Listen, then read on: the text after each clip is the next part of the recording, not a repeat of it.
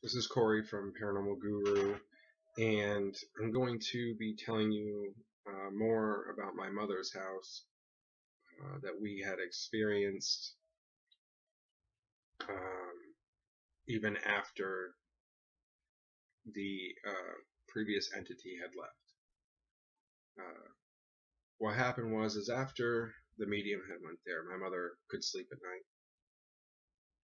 She still used her nightlight just in case of the entity, still being around. I was supposed to meet with the medium that was there on July 31st. I was supposed to just go to my mom's house, sit down and just talk with her because I was curious about what had happened and I wanted to see and know for myself. I needed to hear what she had to say on my own.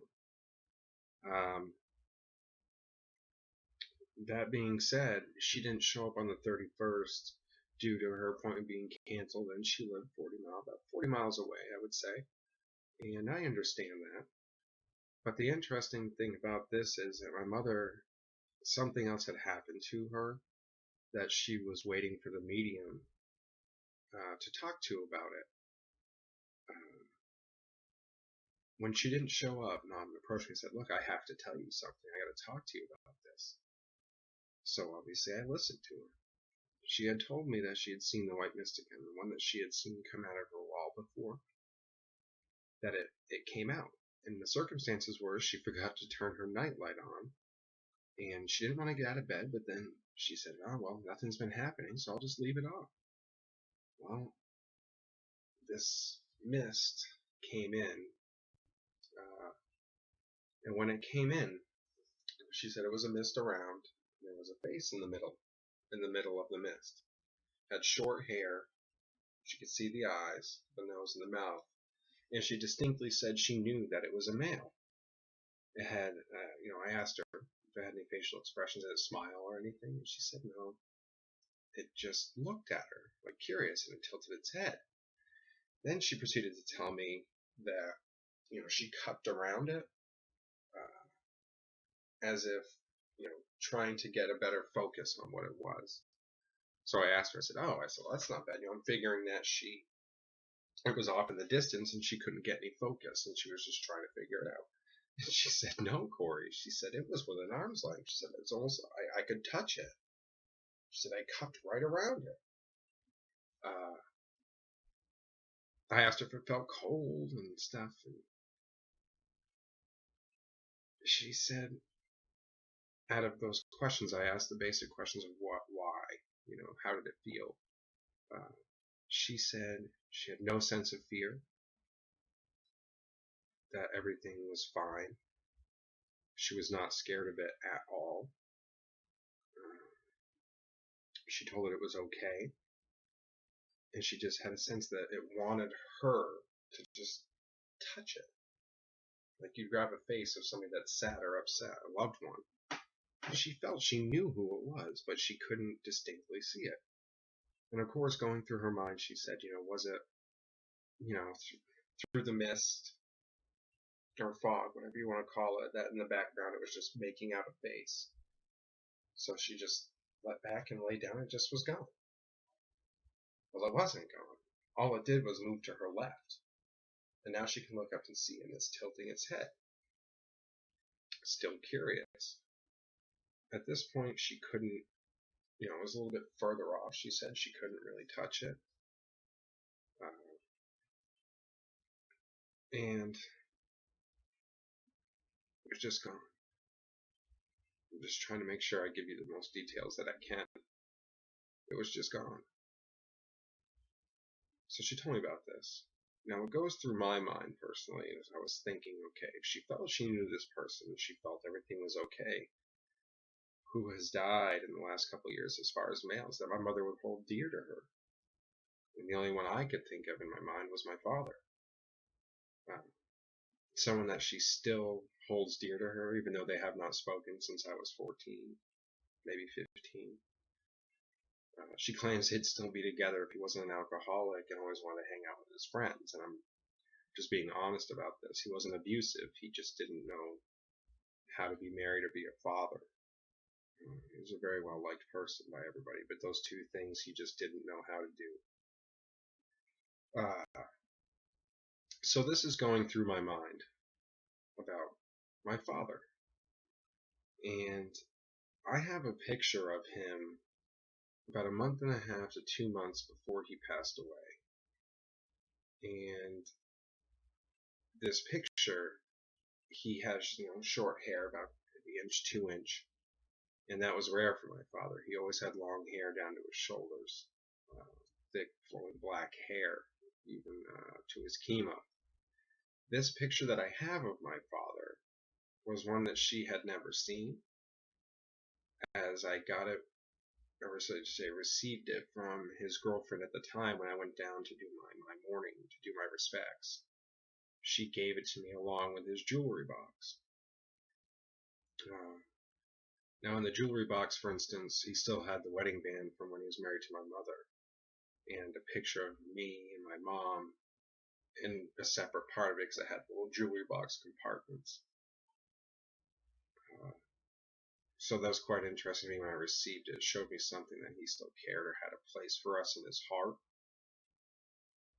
But anyway, that's needless to say. But I asked her, once I had this picture of my father with short hair, I said, hey, will you come to the house? I want to show you something. She said, okay. So I told her what my idea was, and I told her, just to be honest about it, whether she makes it out or doesn't make it out, whether it's him or not him, whatever. I know she wouldn't lie to me because she knows I hold my father dear to my heart and in my search of talking with him in the afterlife. She knows that, so I know that she would not mess around to the fact of disappointment or trying to get me hyped up for something that it wasn't. She wouldn't lie to me. She does not lie to me. She may be many things, but my mom does not lie to me. And that says a lot about her. It's a lot about a person in general, about character. So she came here and I showed her the picture. Her reaction was of somebody that was surprised, astonished, didn't know what to say. I've not seen my mother like that when it comes to things. But when I showed her this picture that she had never seen, that was something of me, of mine. I laid it down on the table and she cupped her hands around it, just like, in the mist. I put my finger, because she said the mouth, my father had a mustache and she couldn't tell through the mist what the face was, but I put my finger over the mouth while she cupped around the face. And her exact words were, I'm not trying to freak you out or scare you, but I'm almost sure that's what I saw, your father. Her reaction to it was enough for me to sit back and think about the situation. And the only reason why I think about it is, why was he there? Is he protecting her? Is he over her? But then, if you go back and listen to The Haunting Part 2, the medium said that a man named Charlie died of a heart attack in the house. Is it not coincidence that my father's name is Charlie? And that when he passed away, his heart gave out?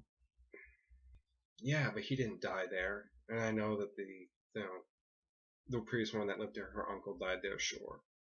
But is it also a possibility that she got confused? That maybe there was more than one person there? That maybe there is a gentleman who died, but his name might not have been Charlie. Maybe my father was there also, and she just didn't feel that. I don't know, and I'm not chalking it up to be that way, but these are theories that have popped into to my head. Things that could possibly be. With my mother's reaction into what she saw, and before this, when she had seen a white mist, it didn't have a face in it at the time. It was just a white mist. But it came through the wall. Like it came from outside. Maybe he's just visiting her. Maybe the guy there that died there, he is Charlie, that's his name, and that is what it is and I'm just overlooking the situation, that's very possible. But I don't doubt that he visited my mother. Because a few months ago, I'm sorry, more than a few months, I'm going to say about 6 to 8 months ago, my mother came to me and said, I had a dream about your father. She never has before, but she told me about this dream. Before she moved into this new place. I'm sorry, I digress. And she had said in this dream she was dancing with my father. That they were in a diner of some sort, music was playing, they were dancing, talking, they sat down and they were having a good time. She doesn't remember the conversation because I asked her what was said. She said the one thing she does remember is that when he got up to leave, and nobody was there but them, they had the whole place to themselves. When he got up to leave, he held his hand out and said, are you coming? She said, no, I'm not ready, not yet. And he said to her, that's okay, I'll see you on the other side. She said he left and walked out the door of the place. That's crazy. Could it be just a dream? Sure, but my mother's never had a dream like that. She said about my father, nothing like that. The mind can do amazing things, sure, and I'm just chalking it up to coincidence and experience just because there's no proof, there's no scientific proof, we have no proof at all that this is all my father and everything. But it shows me that if he visited her, say, hypothetically in her dream like that and was, taking her to wherever he was, to the better place, and she wasn't ready, well, why would she have that dream about him like that?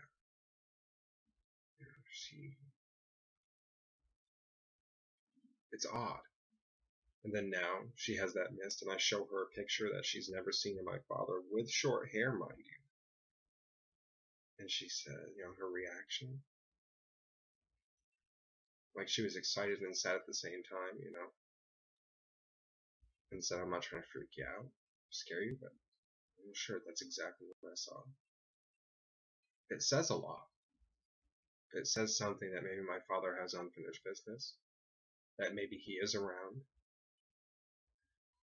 I don't know. I don't know for sure for 100%, but we went back and did an investigation on my mother's house after this incident. We have a few things. We're gonna post all the evidence that we've had from there, from when it was the malevolent person, the mean person that was there, to what happened now. I'm not saying it's 100, everything's 100% accurate, or the medium is 100% right, or even our own evidence is 100% right, because it's all up into the viewer and how you interpret it. I just know and tell you that we're not lying, we're not fabricating anything. We have no reason to want to do that. We're doing this for ourselves, and we just want to share what we do with whoever wants to watch it. That's all it comes down to. I'm not trying to tell you what to believe or how to believe it. We're just showing you what we believe, with nothing but factual, no faked evidence, nothing. Just our story, our life, what we do here for our own purpose. That's all we want, is just to help people maybe understand. But that being said, that's where we're at now. I spoke to my mother even today, and which today is I want to say the 6th, August 6th. Nothing else has happened. So we'll see where it goes. We'll see what happens in this whole journey of the paranormal. Maybe it'll come up again, maybe it won't. But I just know what happened was true, and I'm hoping that somebody will listen to it and really take it in. I want to say thank you to everybody that does watch this. I appreciate you taking the time to watch us talk about our experiences. And I thank you for taking the time to even watch what we put up as evidence in our videos. We really appreciate all your support. And we hope that we can connect to you on a level that would help you out. But I just wanted to say thank you all for listening, and we greatly appreciate all your support. And you have a wonderful day, and take care.